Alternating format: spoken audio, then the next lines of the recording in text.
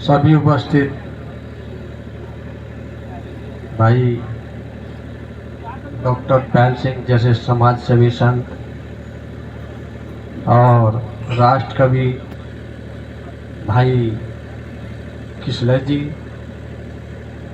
और इस इतनी बड़ी और बहुत ही गुणों से युक्त इस ग्रामीण क्षेत्र में वैदिक संस्था का यहाँ पर निर्माण करने वाले हमारे भाई चौधरी ऋषिपाल जी, जो संतों में संत भी हैं और महान भी हैं।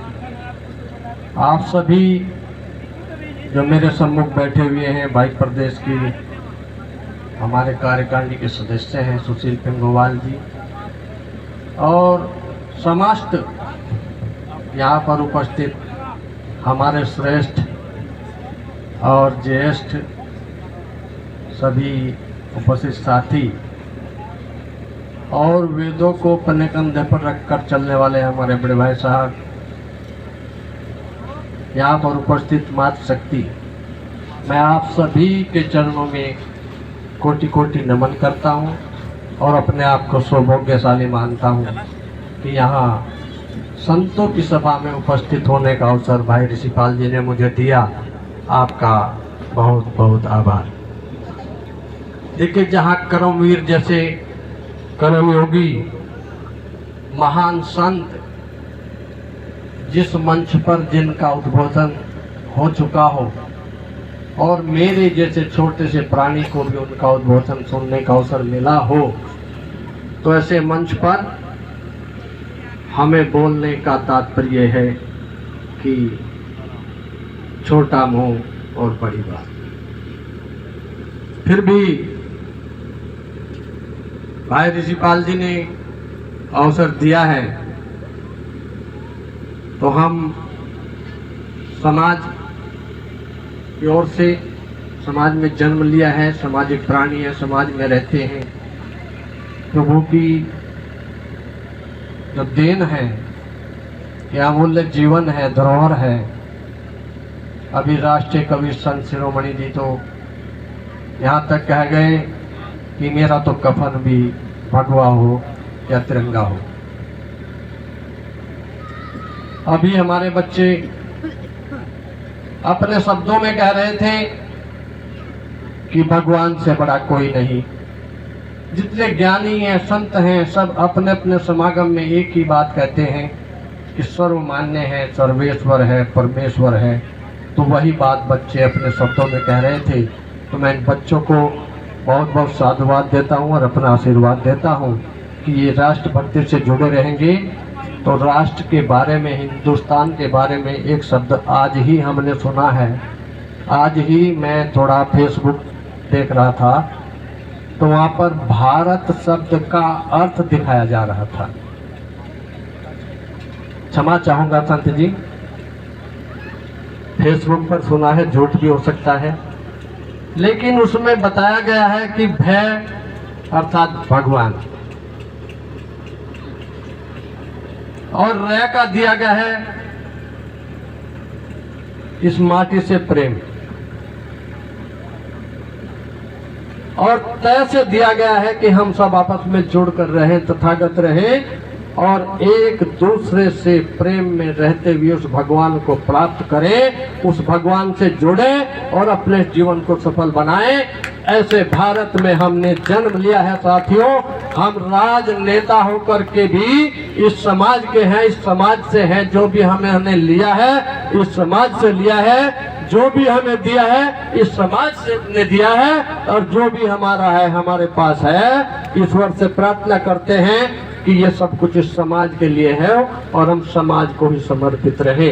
ऐसे शब्द हमसे सुने थे। आज संतों से क्षमा चाहते हुए, ऐसे भारतवर्ष में अगर हमें जन्म हुआ, ऐसे भारतवर्ष में जहाँ तीन तीन भरत हुए हूँ, तीन भरत हुए हूँ। एक संत जी थे जिनके बड़े बेटे का नाम भरत था। एक हस्तिनापुर में शकुंतला के बेटे हुए भरत, जिनके नाम पर भारतवर्ष पड़ा। और एक भगवान राम के छोटे भाई दशरथ के पुत्र थे भरत। ऐसे भारतवर्ष में हमें भगवान ने जन्म दिया, हम उस भगवान के बहुत बहुत आभारी हैं। रामायण के अंदर एक प्रसंग आता है संतों कि जिस समय भगवान राम वन को चले जाते हैं तो वहां पर उनको भी सहारा लेना पड़ता है। किसका सहारा लेना पड़ता है? एक बहुत छोटी जाति के मल्लाह का, एक बहुत छोटे से गरीब इंसान का भगवान एक संदेश देते हैं कि दुनिया में न कोई बड़ा है न कोई छोटा है, जो भी है मानव है और मानव होकर के रहे। तो जाना था गंगा पार प्रभु केवट की नाव चढ़े। ऐसे ऐसे प्रसंग हमारे हिंदुस्तान में ही मिल सकते हैं साथियों, और कहीं नहीं मिल सकते। तो जहाँ हमारे भगवान राम खुद एक उदाहरण पेश करते हो कि दुनिया को पार उतारने वाले भगवान राम हमें एक शिक्षा देते हैं, एक सम्मान देते हैं, जीने का मार्ग सिखाते हैं और कहते हैं प्रभु राम कि जाना था गंगा पार प्रभु केवट की नाव चढ़े। अर्थात सबको पार उतारने वाले प्रभु स्वयं शरण लेते हैं, शरणागत होते हैं एक छोटे से व्यक्ति की, केवट की। साथियों, ऐसी भारत भूमि को हम बार बार नमन करते हैं। जहाँ वेदों की बात आती है, वेद को इतनी छोटी मोटी चीज नहीं है। हमारे विदेशी लोग, अमेरिका रूस जैसे लोग जो वेद को झुटलाया करते थे, हमने टीवी के अंदर सुना है कृष्ण जी, आप तो विदेशों में जाते हैं, राष्ट्र कवि है, लेकिन हम तो राजनीतिक लोग हैं, हम वेदों की बात क्या जाने। हम इस किस्म की ज्ञान की बात हमारे भाग्य में कहां। हमें कहीं झूठ भी बोलना पड़ता है, कहीं झूठ का सहारा भी लेना पड़ता है, कहीं भीड़ से बचने के लिए भी हमें झांसा देना पड़ता है। और आप लोग हैं कितने खुश हैं, कितने भाग्यशाली हैं, कितने खुश नसीब हैं कि आप समागम करते हैं, आप संतों की वाणी को सुनते हैं, आप उनके विचारों पर चलते हैं। लेकिन एक बात बहुत ही सरल सी है, जीवन में जीवन नैया है। संत जी, जीवन में जीवन नैया है।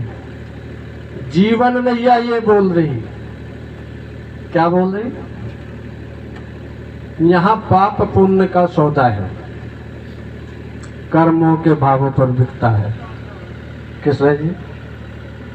यहाँ पाप पुण्य का सौदा है, कर्मों के भाव पर बिकता है, और जितना जिसने है मोल लिया। काल सिंह जी, आप तो बहुत पुण्य कमाते हैं, 150 दिन तक का आप व्रत रखते हैं और कम से कम 10-20 हजार आदमियों का भोजन करते हैं, भंडारा कराते हैं, लेकिन वो पुण्य आप कमाते हैं, हमारे भाग्य में कहाँ। तो जीवन में जीवन नैया है, जीवन नैया ये बोल रही, जीवन में जीवन नैया है, जीवन नैया ये बोल रही, जितना जितने हैं मोल लिया, जितना जिसने है मोल लिया, यह धर कांटे पे तोल रही। जीवन में जीवन नैया है, जीवन नैया ये बोल रही। साथियों, ऐसे भारतवर्ष में, ऐसे वेदों में यदि आप लोग रहते हैं, यदि वेदों पर चलते हैं, तो वेद आपको हिम्मत भी बनाता है, वेद आपको ताकत भी देता है। एक बात हमने और सुनी थी संत जी, कि हम कह देते हैं कि अगर एक संत कुछ मांगने के लिए हमसे आ जाए, चल दिया निठल्ला। ऐसा नहीं है। जिस समय यहूदियों ने हमारे देश पर कब्जा किया था, उस समय हमारे पास सेनाएं नहीं थी।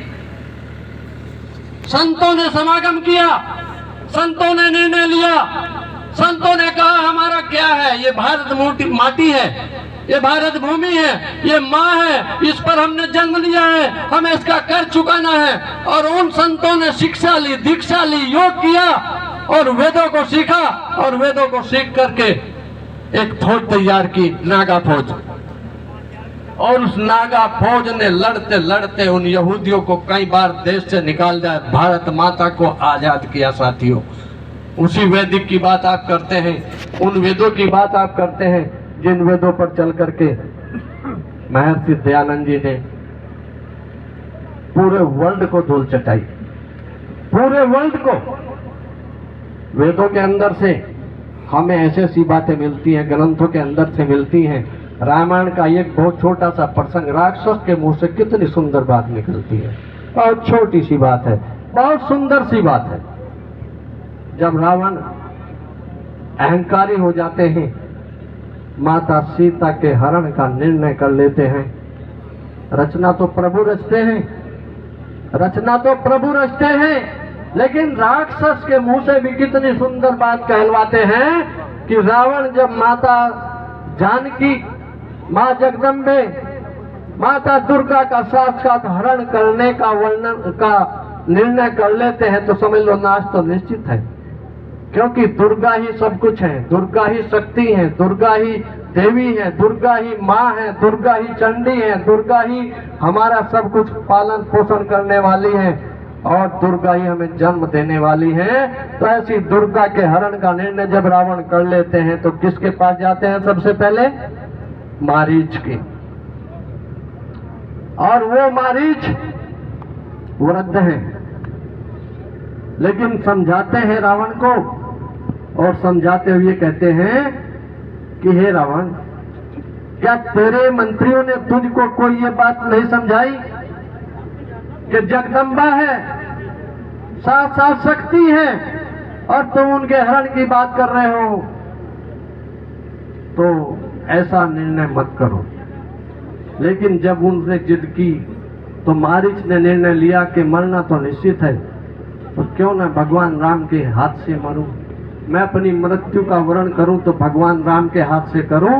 और उस समय पर मारीच कहते हैं, बहुत सरल सी बात है कि राक्षस के मुख से क्या शब्द निकलते हैं कि हे राजन, सुलभा पुरुषा राजन सततम वीर्यवादिन है। ख्याल सिंह जी, सुलभा पुरुषा राजन सततम वीर्यवादिन है। अप्रियस्य पथ्यस्य वक्ता श्रोता च दुर्लभ है। अर्थात हे रावण, इस संसार के अंदर तुमको मधुर वचन कहने वाले, तुम्हारी वाह करने वाले बहुत मिल जाएंगे, लेकिन तुमको सत्य वचन कहने वाले और गलत मार्ग से रोकने वाले बहुत ही दुर्लभ हैं। ऐसे शब्द राक्षस के मुंह से हमें ग्रहण कर लेने चाहिए कि अगर मारीच की बात को वहीं पर रावण ग्रहण कर लेते तो ऐसी बात न होती। और जहाँ इन संतों की बात है, संतों की बात है, संतों की वाणी में इतनी शक्ति है कि इनके सत्संग सुनने और इनके संग में रहने से ही हमारा उद्धार हो जाता है। सत्य संगति कथम किम न करोति पुंसाम, सत्य संगति कथम किम न करोति पुंसाम। अर्थात सत्पुरुषों के संगत में रह करके हम अपने जीवन को भी सफल बना सकते हैं, बड़े से बड़े कार्यों को भी कर सकते हैं और अपने मनोरथ भी सिद्ध कर सकते हैं। मैं आपका काफी समय लिया, इसके लिए आप सभी का बहुत बहुत आभार और संतों के चरणों में कोटि कोटि नमन। आप सभी को बहुत बहुत साधुवाद। जय हिंद, जय भारत, भारत माता की जय। चाचा वीरेंद्र सिंह, बहुत बहुत धन्यवाद माननीय मंत्री जी। और मैं समर्पित हो रहा हूँ।